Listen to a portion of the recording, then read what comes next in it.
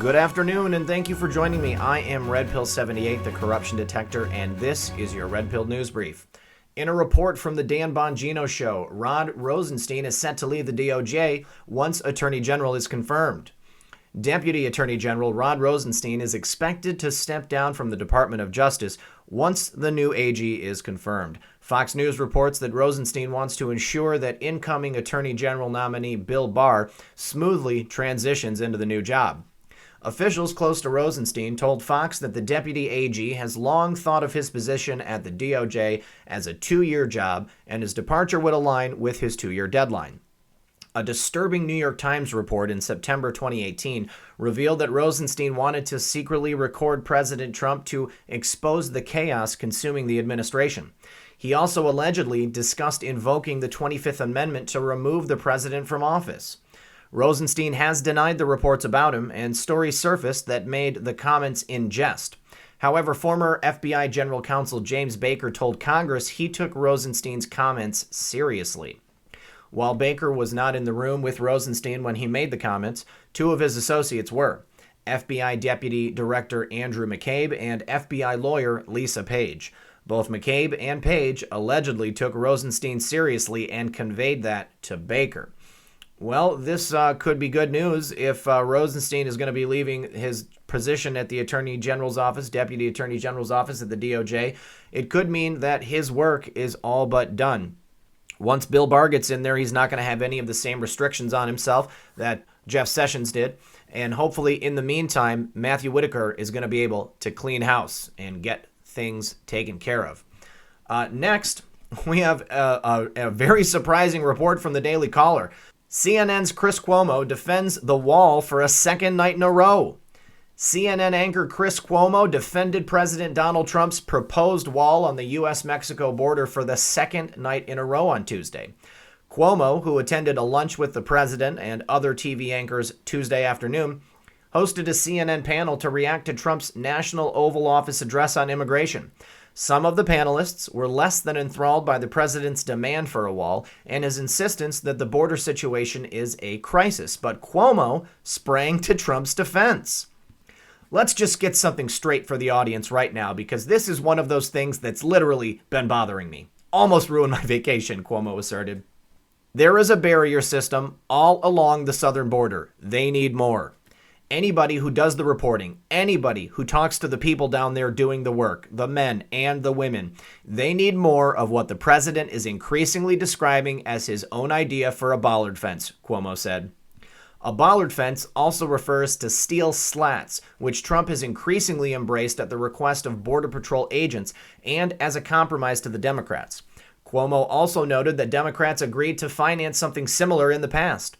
CNN analyst Gloria Borger chimed in with a Democratic talking point, arguing that Democrats believe a wall is not necessary because there are other ways to attack the problem that are better. But is that true? Cuomo shot back. Who says that a barrier isn't helpful? Cuomo previously defended the president's calls for a border wall on Monday night during a debate with colleague Don Lemon. Wanting barriers along the border is not propaganda. It's not immoral. It's not wrong, Cuomo said Monday. Wow, I am extremely surprised by Chris Cuomo's defense of President Trump and the need for a border wall.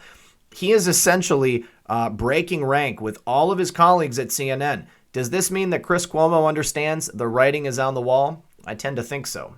Now next, from the last refuge, comeuppance. Broward Sheriff Scott Israel informs his staff he is being suspended by Florida Governor Ron DeSantis.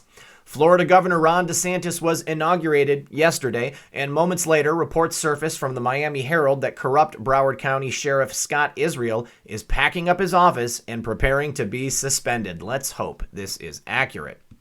Via the Miami Herald, it appears that Broward County Sheriff Scott Israel is preparing to pack up his office. The 2-term sheriff, the object of fierce criticism over BSO's handling of the Parkland massacre, told his top commanders that he will be removed from office by Governor Ron DeSantis, sources have told the Miami Herald. DeSantis, who was sworn in Tuesday morning, has not made a formal announcement of a possible suspension. Israel's discussions with staff about his ouster was first reported by Miami News-Times. Jeff Bell, BSO's union chief, said Israel told his staff on Monday that his ouster was inevitable. "We know that he is telling everyone at the public safety building that he is going to be gone," said Bell, who was at DeSantis' swearing-in ceremony in Tallahassee on Tuesday.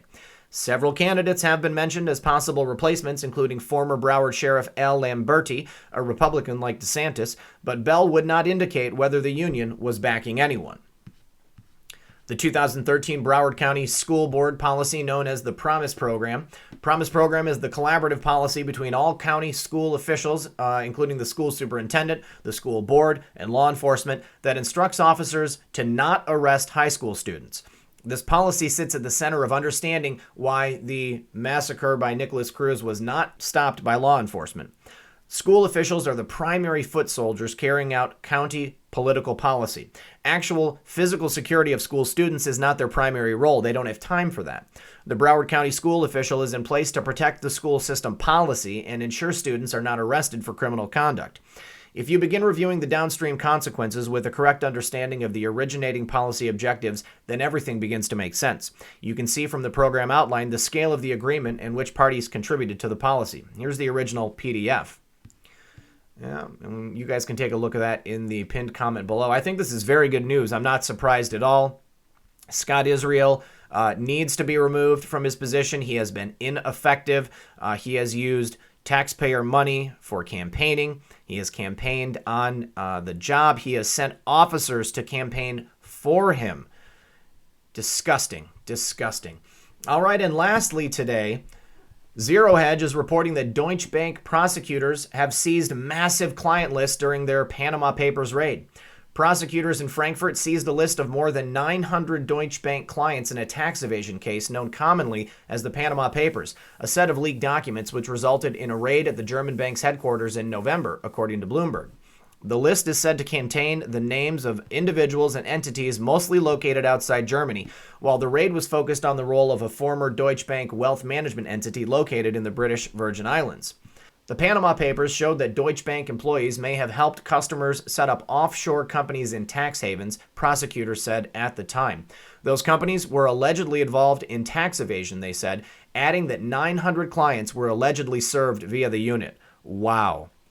Prosecutors also seized extensive data on paper and electronically, the people familiar with the matter said. The footage of rows of police cars parked in front of the bank's 2 downtown Frankfurt towers in November fueled concerns about potentially expensive legal risks and sent the share price to an all-time low. Deutsche Bank CEO Christian Sewing said he was surprised at the raid, saying in December that he thought the case was considered closed, having addressed it in close cooperation with supervising authorities in 2016 when the Panama Papers were leaked. Felix Heufeld, head of Germany's financial supervisor BaFin, said a year ago that German banks investigated in the Panama Papers probe had largely complied with existing money laundering rules. Well, I think that what we're seeing here means that they actually really didn't comply and that everything wasn't case closed. Things are changing, folks, and this is proof positive. This is great news, everyone. Thank you so much for joining me. I am Red Pill 78, the corruption detector. Please smash that notification button, smash that like button, share, subscribe, get this out there. I am being censored. I appreciate everyone for joining me. Once again, thank you, everyone. Good luck, and God bless.